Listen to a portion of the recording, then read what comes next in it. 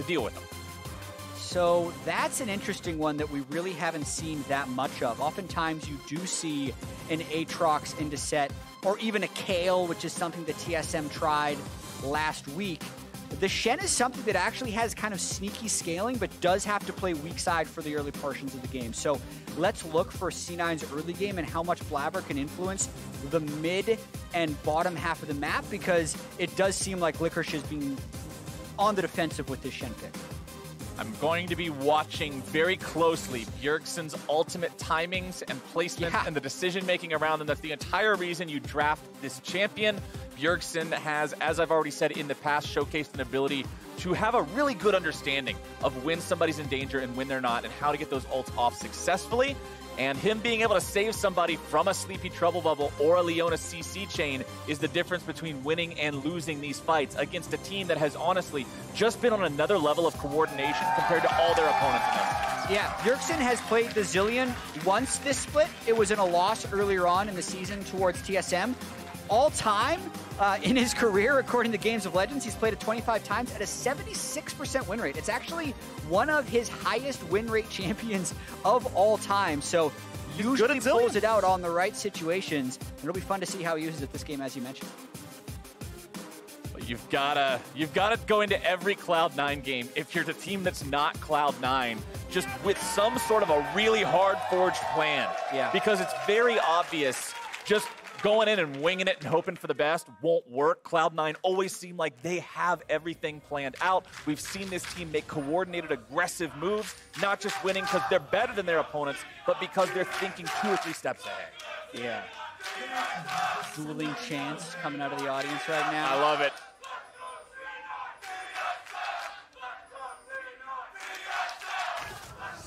It is interesting to me how the TSM cadence is being disrupted by the C9 chants. It's almost like the TSM was going in 2 syllables instead of the normal 3. That's the power of Cloud9. TSM is bending to Cloud9's will. Cloud9 is so strong in this split so far. They have even managed to warp the one chant that permeates all international competition, as Licorice finds himself eating a little bit of damage here on the top side. TSM going for something cheeky, but they'll only get a little bit of damage. Licorice not going to quickly use any of those summoner spells for no reason. And honestly, no big deal. Yeah, interesting how C9, Vulcan, and Sven actually invaded red side, but didn't even opt to drop that early game ward on the Jarvan. That's usually what will happen when a team invades top side, but maybe they're just confident enough that he's going to start there anyway and they want to save their ward for later. You can actually see C9 ended up warding right here, which would generally be the path that Jarvan has to walk through if he ends up doing a level 2 gap. Just making sure they're careful about Dardoch having that level 2 opportunity to get into a lane. Jarvan, a champion that's very adept at just needing those 2 levels to make something happen early on. But if it's just getting himself a flash, Broken Blade with a cheeky face breaker there to grab a little bit of damage onto Licorice's Shen. As you said, Licorice will be playing off the back foot for most of this lane. Yeah. Most likely, that's pretty much the story of any melee matchup into set. He just tends to dominate them pretty heavily. As bottom side, Sven and Vulcan with the misfortune, the Leona counter pick into the Xayah and Rakan. Nice stun comes down there. Biofrost eats quite a lot of damage, and that's half his HP taken off. Quality fingers there by Vulcan, sidestepping the W, then walking up in order to get the Q. Nisqy already getting that mid shove early on Bjergsen. And let's focus in on this Zilean versus Zoe matchup a little bit, because I'm really fascinated by how it's going to play out. Not many people play Zilean, so this is the curveball that TSM is trying to throw in this draft. Everything else is fairly standard in terms of what is meta. I want to see, once Zoe hits 6, if Bjergsen can actually plant bombs at the ultimate site of Zoe. Right? You know how he dashes forward and then will guarantee bounce back? How well is Bjergsen going to be able to manipulate that one as Blabber does a little bit of counter jungling? Blabber gets himself in there. He steals away the large chicken. Dardoch finds a quick trade onto him, but Blabber is now reinitiated. 3 little chickens left alive, grabbing a bit of damage. Dardoch gets away, but Flash expended at 100 HP is all he's got left in the tank. Vulcan makes a rotation up through the enemy jungle just to make sure TSM can't collapse onto Blabber here. And I'll call that one a win for C9, getting the flash out of the TSM jungle. And Broken Blade had actually roamed all the way down from the top lane in case that fight did sprawl for longer, that may have been one of the reasons Cloud9 decided to move back. It doesn't cost Broken Blade much because he does have such control over that top side. Licorice just continues to farm up underneath the turret. He has that wave building up now because the wave collided into the turret. It has now been stacking up. It'll push back towards Broken Blade. He was aware of that. Nisqy now moving up towards this topside river. Sees that the Scuttle Crab has been taken by their opponents. Bjergsen taking this opportunity to go ahead, go back to base. He does have the teleport to return to lane. Also running the Summoner Spellbook here on the Zilean, so we'll have to keep an eye on how he switches those out as the team fights happen. Yeah, you can see, at least in the spring split, Zyra Khan has been the go-to for TSM. 66% of their 6 wins with this combo. Oh, Vulcan goes in right as Dardoch makes an appearance here in the bottom lane, and that means Vulcan has to instantly flash away to make sure he doesn't get jumped on. Nice movement there from TSM's jungler to punish what he read as the right situation of Cloud9 aggression. Yeah, really good appearance there by Dardoch, not even having to do anything to get the flash of the support. The question will be whether or not they can eventually punish that, because that lane is going ever so slightly small advantage for C9, but definitely nothing too noteworthy in this early game in terms of breaking the game open. Also have to, the game will be severely limited by the fact that you always have to consider the stand unite. Now, there are tools in Broken Blade's kit, both the Face Breaker and the Showstopper can prevent that ultimate from properly being channeled if Licorice tries to use it in a spot where he is vulnerable. But that'll be up to Broken Blade to keep an eye on those. You can see the mid lane priority being controlled by Nisqy here yet again, and this is a guy who's not afraid to leave his own lane and go get his team ahead if need be. Right now, he will walk through the bottom side of the TSM jungle, lay down some vision as he goes, but considering Kabe and Biofrost are all the way underneath the turret, there's not much of a play to be made here. Yeah, it's actually pretty interesting looking at all of C9's stats. They're basically all really, really good, so sometimes it's hard to find differences, but just comparing like the C9 players to the TSM players this split, all 5 members of C9 have better KDAs than anyone on TSM, just because they've been so dominant, and when you don't lose any games, you don't die, so your KDA becomes better. Right. In terms of CS difference in the laning phase at 10, the only player that is negative on the team is Nisqy. Everyone else is positive for C9 and also above everyone else on TSM, so this isn't to say that what Nisqy is doing is wrong. It is to say that he is willing to sacrifice a small amount of CS to help everyone else. And as the dragon is taken by the side of Cloud9, TSM has to assume, yes, the jungler is down there. They know they can make a play on the top side with a numbers advantage, and they get the flash of the Licorice. And if those of you weren't watching Countdown, Mark did a great segment on how well Licorice plays weak side top lane, because that's a situation where he got ganked by the enemy jungler, his jungler isn't there, and he actually needs to push in the wave, otherwise it's going to freeze. But he burns his flash, and C9 end up getting the first Infernal Drake, and Blabber gets further ahead on experience. So unless that flash eventually gets punished, that is strictly a win for C9. Gotta love a top laner who you can depend on him to carry, but also just say, hey, we're gonna need you to sit underneath the turret and just not do anything in this game. It's that versatility that makes you not just good at one type of League of Legends, but the ability to adapt to all sorts of different metas is why I have such high hope for this team, why I think a lot of people are getting excited about this team. They're able to not just be pigeonholed into one specific way of playing the game.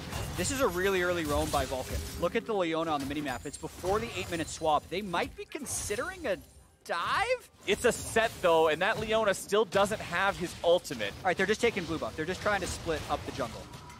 I'm always going to approve a play that involves not diving set, because I think the vast majority of times diving set is really bad. Agreed. So see, the ratio of failed dives that also include set is really, really high in the LCS. His grit shield is just so absurd, as well as just the ultimate being able to keep someone in turret aggro while also taking you to safety. Yeah, it's good not to dive him. But also, they ended up getting a nice invade. Bjergsen really relies on blue buff, especially on Zilean, who has very high mana cost. So pretty intentional here that Vulcan uses that roam timing to deny. It was actually a denial of Bjergsen's blue buff. And as we're talking about the good things about C9, I want to make sure that I bring up the fact that this game's still 0-0, and despite the fact that you mentioned those very good laning stats for Cloud9, how they're all always off to a good start, TSM is the team that's up a few hundred gold now just because of turret plate advantages, because of farm advantages. This is the team that is currently winning just passively playing the game compared to their opponents. They're also looking to take this Rift Herald now. We'll see if Licorice or anybody else from C9 is able to stop it. Doesn't appear to be so, and that's Rift Herald picked up for the side of TSM. Yeah, and also, what's really important is it's Rift Herald picked up without losing your bot lane shove. Like, sometimes teams will over-prioritize Rift Herald, then you'll look down in the bottom lane, and you'll see their turret is low on plates. Notice how TSM's bot lane turret is completely healthy while they're able to get this Rift Herald. So, yeah, Captain Flowers, the first 9 minutes have been well played by TSM. Licorice tried to dash through Broken Blade there during the Haymaker, but the hitbox actually starts at the base of the champion, not the start of the rectangle as it appears, so he couldn't get behind him in time, still took a boatload of true damage. The trade ends up going pretty even, but you can see Broken Blade building himself up a 20 CS lead over his opponent there in that top side with this set. There's a reason it has a 70% win rate in LCS. It's just so damn difficult to deal with this guy in a 1v1 situation as Vulcan and Finn now have the opportunity to push up this bottom lane, get it underneath the turret, maybe take some plate money for themselves. Nisqy goes over the wall. Okay. But the chicken is taken out there as Bjergsen will just farm up these minions. Nisqy won't get too much of an opportunity to pour too much damage onto him. Yeah, mid lane is currently experiencing what we call blue buff difference, where one mid laner gets to spam everything and the other one doesn't. Dardoch is able to make sure he secures his Raptors, so that blue buff difference ends up not mattering that much. And now TSM bringing the farm up top. This is a party. Broken Blade, he flashes into the face breaker, into the showstopper, and there you go.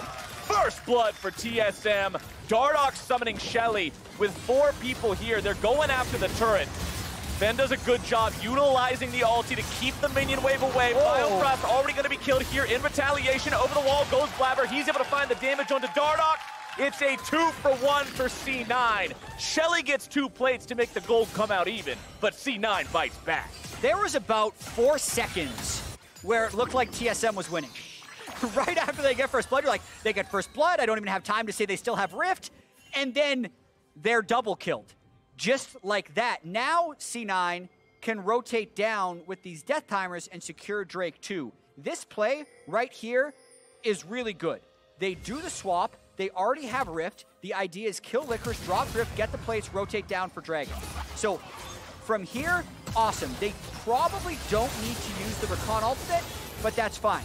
Here though, you don't expect C9 to go in so aggressively knowing their player's still dead, but Nisqy is here, Bjergsen is not. So it's actually a 4v4 where one team has ultimates and the other team doesn't. That's why C9 is able to win this. They burn Leona ultimate and MF ultimate to get the win. And that fighting up top will continue while Blabber takes the Drake. Vulcan's in a bad spot here. TSM going to be bringing in another body here through the TP. Vulcan gets himself away. It's Licorice underneath the turret. Turret still has 1.5 plates worth of HP. TSM with 4 members here in the top side. Vulcan thinking about whether or not it may be worth to try to help his ally. Licorice will be dove on there, trying to just buy as much time as possible. Vulcan wanted to hang around, but is he hanging around too long? Nisqy makes his way up here into the fight now. Ulti comes out from Kabe, but he's going to be finished off. Finn now able to put down a lot of damage onto these guys. Free firing Vulcan here on the front line, now going to be blocking up everybody from making their way into the fight. Into the stasis he goes. Still there in vulnerable range, as there comes your showstopper, but the show is stopped for set. Dardoch's underneath the turret, Biofrost very low, bullet time, baby! It's not gonna find the kills, but it makes TSM head to the hills. Nisqy goes forward, another bomb strapped to him. Can he find the damage? The Drowsy is down. The Battle Star is weaved through TSM. And the C9 are 5-3. The Shed ultimate at the end, Captain Flowers, to keep Nisqy alive, going through. I can only say so many words per minute, man. That was an incredible fight, and this is the thing that sometimes sets C9 apart. Blabber wasn't there. That was an undermanned fight. They just outplay you. Now, this is usually where you should probably just tell your top laner, sorry, bud, you're dead. Yeah. Vulcan tries. He actually misses his ultimate there, and Licorice does go down. It does buy a lot of time, and Nisqy teleports in. What's interesting here is they get good focus down onto Kabe, and Bjergsen's TP doesn't make it in until he can ult Dardoch. Ideally, you're ulting a higher damage target rather than your Jarvan, but this dive, it just keeps coming. Like, way over aggression by Broken Blade right there, because he thought he could trade 1 for 2. He thought they killed Sven and Vulcan there. They do not. This is where the fight gets really interesting. Watch Bjergsen's bombs and the way Nisqy interacts with them. He predicts the flash. So that stalls it. Here you think surely Nisqy stomps. He uses the borrowed flash. He weaves this. Bjergsen needed to block this, but he was thinking about the kill, right? He did land the bomb on the R side of Nisqy, but didn't account for the Shen ultimate, so they're unable to trade the kills back. What an absurdly entertaining fight. C9 comes out on top, but TSM now starting up another fight, and they found their initiation. They found the kill into Vulcan. They're going to make it 2 onto Blabber. Bullet time over the wall, not going to find a revenge kill, but Nisqy's able to grab one over the wall now instead. Dardoch under pressure in his own Cataclysm. Nisqy looking for the damage. Instead, Nisqy's going to be killed. Tries to fire off the Sleepy Trouble bubble, but he is gone. A double kill for Bjergsen, and TSM take that fight. TSM will not go quietly into the sea, Captain Flowers. They're willing to fight for theirs. Must have been a wake-up call for him, as now it's a 3v1 play coming out again. Vulcan will move up. He will try to protect his top laner, and he will fail. Sven manages to join the fight. That's he puts some auto attacks into Broken Blade. 2 more will do it. There you go. Double taps him with that as Dardoch runs away through the brush. Bjergsen still maintaining his position up here on the top side. Biofrost has the opportunity to jump on Sven, but does not want to take it. They know Blabber is nearby. Not exactly what they want to be jumping into here.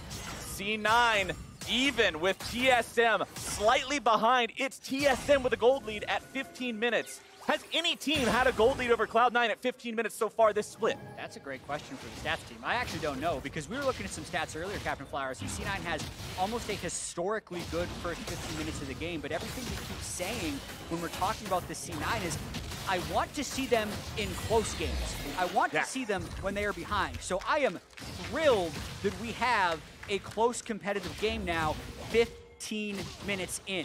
Pay attention to where the gold is. We have 4 kills on Sven's Misfortune and 2 kills on Bjergsen's Zillion, but almost 7,000 gold Sven, and they are just punishing Licorice. He is flashless. They are going where the Shen ult can't help them, but C9 is answering on the other side of the map with the Rift Herald. This is going to be potentially a multi-turret trade even. Let's see if C9 continue to push for 2.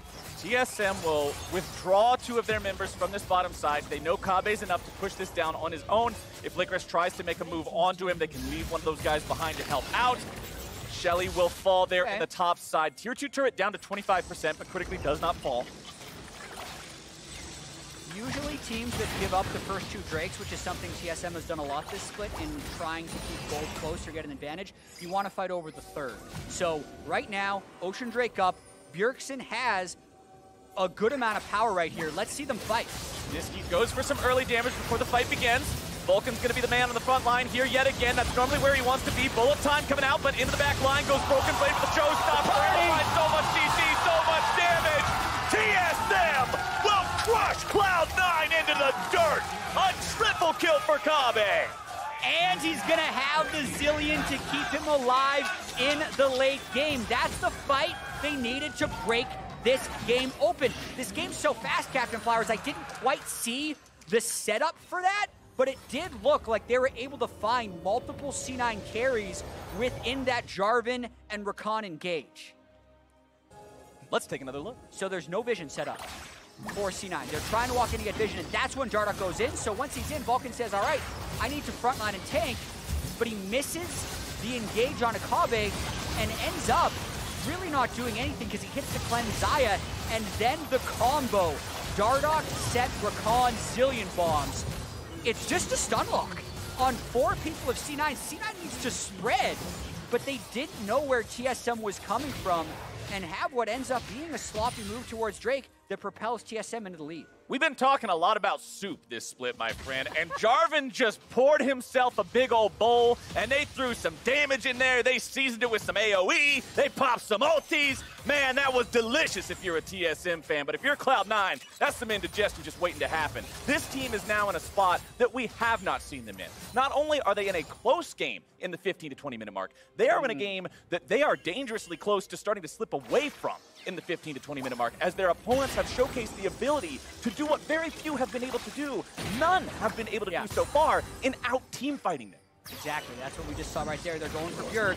Bjergsen will eat the Sleepy Trouble bubble. The CC comes down, the stun goes through, but the ulti is there in time. You're talking about fast fingers, Bjergsen? He knows exactly where the R key is, my friend, and he is not going to allow them to get the better of him. How quickly can you self-target R? You're just praying there's a stun lock window that doesn't get you on, and he's able to do that.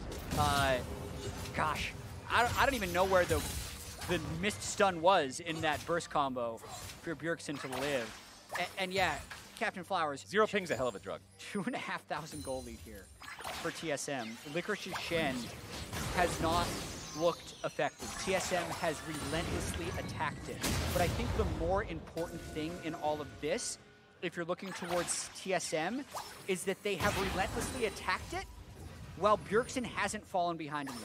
Because I think something that's happened in too many of TSM's losses is they will send 4 people to a turret, they will not dive, they will go back, and they will be down 500 gold more. What's happening this game is when they go. And they're not having that level of hesitation that we've seen in so many of their defeats this split. And the fact that you have an 80 carry with a free aggro drop in Xayah, the fact that you have a mid laner with a targetable Guardian Angel to any ally in Zilean, this team is so hard to actually catch out of place and punish, as we saw with the attempted dive onto Bjergsen in the mid lane. It bodes that much better for this team to prevent Cloud9 from being able to catch them off guard as the game moves forward. Kabe just now completing that second major crit item, having the Infinity Edge and the Essence Reaver together means this guy will be doing so much damage in these team fights. And there's the nice stun by Bjergsen. You can see he wins that trade every time Nisqy goes for something aggressive by double bobbing the site that Nisqy presses R from. But as we're saying that, Sven walked into a ward, and the side lanes are getting pressured so much by TSM in this game. Flowers, like, look at the position of that bot lane wave. Let me actually make the minimap bigger. Look at the position of that bot lane wave pushed up here. Look at where Sven has to catch this wave. That allows the rest of TSM to move in here and get vision control. And it's just making it riskier and riskier for C9 to defend this only once fell mid lane tier 1 turret. What I want to see here from Cloud9 is utilizing this Zoe and this Lee Sin. Try to find yourself a pick opportunity as TSM pushes up and takes more of these turrets. Kabe eats the damage. Tier 1 mid in some trouble. Sleepy Trouble bubble going out, going down. Mid turret falls for the second time here. This split Zilean ulti coming through, and that's a very clutch save. Vulcan's going to die here yet again as more damage goes through from the side of Cloud9. Oh, he's still alive. Still not enough. Oh my God. Wombo combo! Licorice is the only man standing. Good God, these TSM team fights are a thing to see. This is looking more and more like C9's first loss of the decade, as well as the spring split, Captain Flowers. They just keep going. Every time C9 has tried that this split, it has worked. They have out-team fought every single opponent.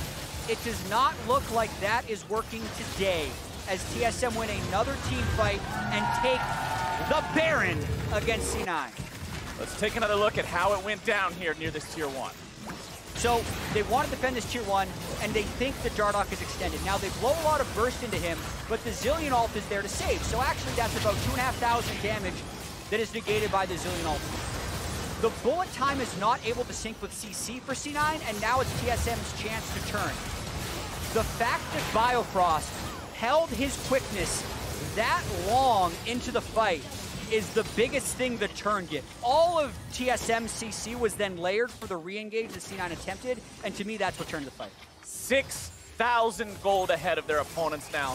TSM will tie up that Drake count. It's exactly what you mentioned earlier. Give up the first 2, who cares? We'll get them later as long as you don't give them number 3, as long as you don't give them that soul point. and then take over the game with the advantages you accrued in the meantime. TSM, they have 3 turrets to their name so far, all 3 tier 2s still standing on the side of Cloud9. You would have to think those are the targets here with this Baron power play. We'll see what TSM can make of it. And we might not have much time with how aggressive TSM has been left in this game, because I think they're going to try and dive this turret right away just to set some stakes. There's some organizational pride on the line here, Captain Flowers. TSM has the best start in LCS history at 14-0. They don't want C9 to be able to have the 18-0 split. TSM is now the first team to take Baron against C9 all split, and they're looking to be the first ones to defeat them. A team that has fallen from grace since their years of domination, fighting for one of those titles they established a while back, one of those streaks that they were able to have running for so very long. We'll see if they can stop that Cloud9 war machine. It's looking good. Broken Blade, making sure those minions stay enchanted there in the mid lane. They take down that tier 2. The gold lead gets to almost 7,000 here now. Baron still with 60 seconds left to go. Don't want to say must win for TSM, but this week, when you look at it on the calendar, was a huge test. They play C9 today, and they play FlyQuest as well, the top 2 teams in the LCS. They need to win these games, and they need to make this Baron count. Well, here it goes. Vulcan and the rest of Cloud9 are deciding they're going to fight here at the tier 3 turret. Nisqy's in trouble, and with your mid laner already down, it's never a good sign. dardoch has fallen on the side of TSM. It is a 4v4. Cloud9 contemplating, do they want to continue fighting here or just let the inhibitor go? Looks like letting that inhibitor fall is the choice, and it's an even trade. So 1 for 1, but the inhibitor goes over to TSM. They'll take it. That's now a 14-stack Medjai's on Bjergsen and a 3-item Kabe. So they're confident they're going to be powered up for the next fight. I think the biggest things to look for in the upcoming fights is just Bjergsen's health bar. He's 509. He's the guy that can save others the same way that TSM has been attacking Licorice to prevent Stand United. C9 need to attack Bjergsen to prevent the Chrono Break. There's no cleanse, there's no QSS, there's no Mikhails. If somehow Vulcan or Licorice's Shen or Blabber's Lee can get an engage onto Bjergsen, I think that's the only way C9 comes back here. But it must be flawless. Even a fraction of a second that you give him to cast his R. Spells have a 0.25 second cast time in League of Legends. And if you're given that quarter of a second, the plan fails, Bjergsen gets his revive, and we've seen what happens time and time again this game. Yeah. Cloud9 is running out of chances here. 7,000 gold down. They still have 2 inhibitor turrets remaining they could attempt to defend. A tier 2 as well, but the fight is going to be started now by dardoch and the rest of TSM. Solar Flare's not going to find much. Sven's on the front line. That's not the guy you can afford to lose here early on in the fight. The bullet time goes through, but Sven's going to be killed here and now. Over the wall goes dardoch. He's sleepy, he's in trouble, but he's resurrected. Bjergsen is right there, ready to go. Nisqy's got the bomb on his head. Safeguard's not enough. C9 carries down. Bjergsen now dominating. Without the Baron, they look to end this game. It's 5v3 on the Nexus turrets. It's Cloud9 having to defend their Nexus. They cannot do it. Nexus turret number 1 falls. Nexus turret number 2 under pressure. Blabber goes in, but he cannot defend. If it bleeds, you can kill it. And Cloud9 are defeated by TSM. Right when TSM needed it most, they pull out the victory against the previously undefeated and what looked to be unbeatable Cloud9.